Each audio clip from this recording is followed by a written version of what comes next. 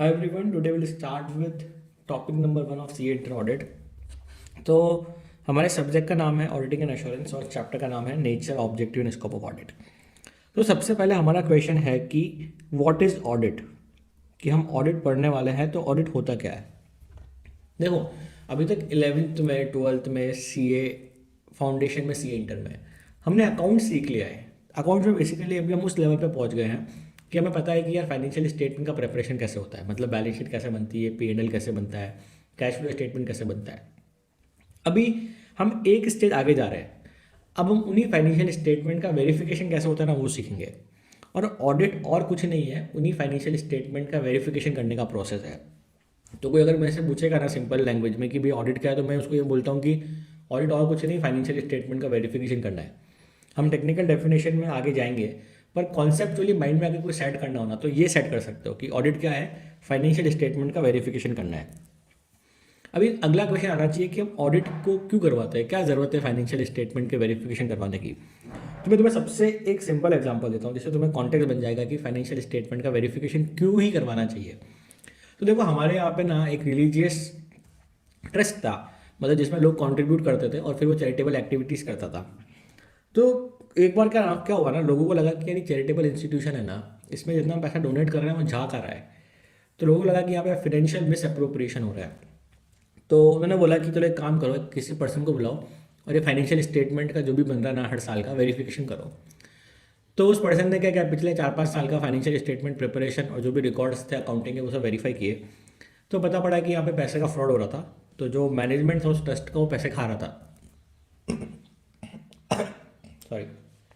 तो उससे पता पड़ा कि यार ये फाइनेंशियल स्टेटमेंट जो मैनेजमेंट ने प्रेजेंट किए थे ना पिछले 4-5 साल तक वो गलत थे।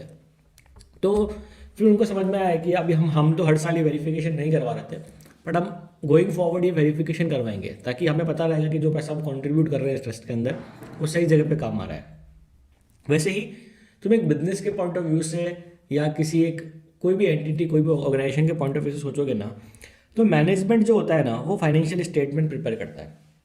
और किसी भी चीज़ की, किसी भी एंटिटी की जो परफॉर्मेंस है वो कैसे पता पड़ती है, फाइनेंशियल स्टेटमेंट में से कि उसके बैलेंस शीट में उसकी पोजीशन क्या है, P&L क्या है, कैश फ्लो क्या है। तो मैनेजमेंट अगर डायरेक्टली ये फाइनेंशियल स्टेटमेंट बना के दे दे कि ये लो ये सालों का फाइनेंशियल स्टेटमेंट है, तो वहाँ पे ना उसकी रिलायबिलिटी का इशू है कि कैसे हम मान लें कि जो फाइनेंशियल स्टेटमेंट मैनेजमेंट ने बनाया है वो 100% सही है, इसमें कोई फ्रॉड तो नहीं है, कोई गड़बड़ तो नहीं है। क्योंकि एक बिजनेस की फाइनेंशियल परफॉर्मेंस मैनेजमेंट के लिए इंपॉर्टेंट नहीं है, उसके प्रमोटर के लिए भी इंपॉर्टेंट है, उसके इन्वेस्टर्स के लिए भी इंपॉर्टेंट है, उसके एम्प्लॉयज़ के लिए भी इंपॉर्टेंट है, उनके बैंकर्स के लिए इंपॉर्टेंट है क्योंकि उन्होंने पैसा दिया है। Debtor creditor day to day transaction करते हैं उनके लिए इंपॉर्टेंट है, गवर्नमेंट के लिए इंपॉर्टेंट है, उसको टैक्स चाहिए। पब्लिक डायरेक्टली इनडायरेक्टली हर हर बिजनेस में एक तरह से एसोसिएटेड रहती है। सो इन लोगों को फाइनेंशियल स्टेटमेंट से मतलब होता है। अभी मैं तुम्हें एक और एग्जांपल दूँ ना कि जैसे तुम्हारे एग्जाम्स होते हैं, तुमने एग्ज़ाम दिए और टीचर कॉपी ना चेक करके तुम खुद ही अपनी कॉपी चेक करके अपने आप को मार्क्स देके अपनी मार्कशीट बना के पेरेंट्स के पास लेके जाओ कि ये लो भैया हमारी मार्कशीट है। और जैसे ही तुम बोलोगे ना कि हमने अपने आप को अपनी कॉपी चेक करी है, तो तुम्हारे मार्कशीट की जो रिलायबिलिटी है ना वो जीरो हो जाएगी। क्योंकि तुम्हारे पेरेंट्स को भी पता है कि तुमने अपने आप को ज़्यादा ही नंबर दिए होंगे, जहाँ तुम्हारे 50 नंबर आ रहे होंगे तुमने अपने आप को 85-90 नंबर दे दिए होंगे, राइट। तो वैसे ही अगर हम जो फाइनेंशियल स्टेटमेंट बनाते हैं उसे कोई पर्सन वेरीफाई कर ले तो उस फाइनेंशियल स्टेटमेंट की रिलायबिलिटी और क्रेडिबिलिटी बढ़ जाती है। इसीलिए रिक्वायरमेंट है ऑडिट की, इसीलिए रिक्वायरमेंट है फाइनेंशियल स्टेटमेंट के वेरिफिकेशन की। अभी जैसे मैंने एग्जांपल लिया ना वो ट्रस्ट वाला, कि जो पर्सन उसका वेरीफाई करा था, मान लो अगर वो उस मैनेजमेंट का मिल जाए और मैनेजमेंट उसको पैसा खिला देवे और वो पर्सन बोल देवे कि नहीं भैया सब कुछ बराबर है, तो भी इस वेरिफिकेशन का फ़ायदा क्या हुआ, कोई फ़ायदा नहीं हुआ। जैसे हमारी जुडिशरी है ना कि वो ये नहीं देखती है कि यार कौन आदमी अमीर है, कौन कौन आदमी गरीब है। वो क्या करती है, फैक्ट्स ऑफ द केस देखती है और उसके अकॉर्डिंग अपना डिसीजन देती है कि ये लो भैया ये फैक्ट्स ऑफ द केस है और ये लॉज एंड रेगुलेशन बोलते हैं, ये डिसीजन है। वो ये भी नहीं देखती यार ये तो मेरा पड़ोसी है, ये मेरा जान पहचान वाला है। उन सबका कंसिडरेशन नहीं होता है, जो फैक्ट्स ऑफ द केस है उसके बेसिस पे डिसीजन होता है। जब भी तो हम बोलते हैं ना कि जो जुडिशरी है ना वो इंडिपेंडेंट है, अगर वो इंडिपेंडेंट नहीं होगी ना तो कोई जाएगा ही नहीं उनके पास में।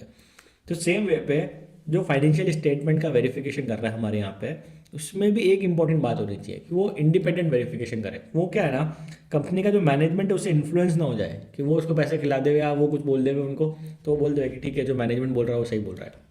इसीलिए अब अगर आप ऑडिट की डेफिनेशन देखोगे ना, तो ऑडिट की डेफिनेशन क्या बोलती है कि audit is an independent examination. मतलब ये एग्जामिनेशन जो कर रहा है ना, वेरिफिकेशन जो कर रहा है ना, वो इंडिपेंडेंट होना चाहिए। अगर वो इंडिपेंडेंट नहीं है तो वो ऑडिट नहीं है। An audit is an independent examination of financial information of any entity. ये एंटिटी कोई भी हो सकती है, weather profit oriented or not, and irrespective of its size or legal form. ऐसा नहीं है कि प्राइवेट है तो ये ऑडिट कहलाएगा, अगर पब्लिक कंपनी है तो ऑडिट नहीं कहलाएगी, ऐसा नहीं है। अगर हम फाइनेंशियल इन्फॉर्मेशन, फाइनेंशियल स्टेटमेंट का इंडिपेंडेंट एग्जामिनेशन कर रहे हैं और एग्जामिनेशन करने के बाद अपनी उस पर अपनी रिपोर्ट इशू कर रहे हैं तो उसे ऑडिट बोलेंगे। तो ऑडिट का कॉन्सेप्ट फंडामेंटल है। It doesn't depend on the कि कंपनी छोटी है, कंपनी बड़ी है, प्रॉफिटेबल है, नॉन प्रॉफिटेबल है, चैरिटेबल है, नॉन चैरिटेबल है, HUF है, LLP है, प्राइवेट है, पब्लिक है, कुछ भी होगा। अगर हम फाइनेंशियल स्टेटमेंट का इंडिपेंडेंट वेरिफिकेशन कर रहे हैं और अपने उस पर रिपोर्ट इशू कर रहे हैं तो उसे हम बोलेंगे ऑडिट। तो वापस पढ़ते हैं। Audit is an independent examination of financial information of any entity whether profit oriented or not, and irrespective of its size or legal form, when such an examination is conducted with a view to express an opinion thereon. Opinion is nothing but जो हमारे report में हम लिखते हैं कि हमने verification किया और हमारा ये रिजल्ट है, उसे हम बोलते हैं ओपिनियन। तो ऑडिट की डेफिनेशन क्लियर होती है क्या? फिर से रिपीट करोगे। ऑडिट की डेफिनेशन क्या है? Audit is an independent examination of financial information of any entity whether profit oriented or not, and irrespective of its size or legal form, when such an examination is conducted with a view to express an opinion. अगर pictorial form में याद करने का तो audit क्या है ना, audit is an independent examination of financial information और साथ में हमको अपनी ओपिनियन एक्सप्रेस करने का है। क्लियर है व्हाट इज ऑडिट और हम ऑडिट क्यों करवाते हैं? ओके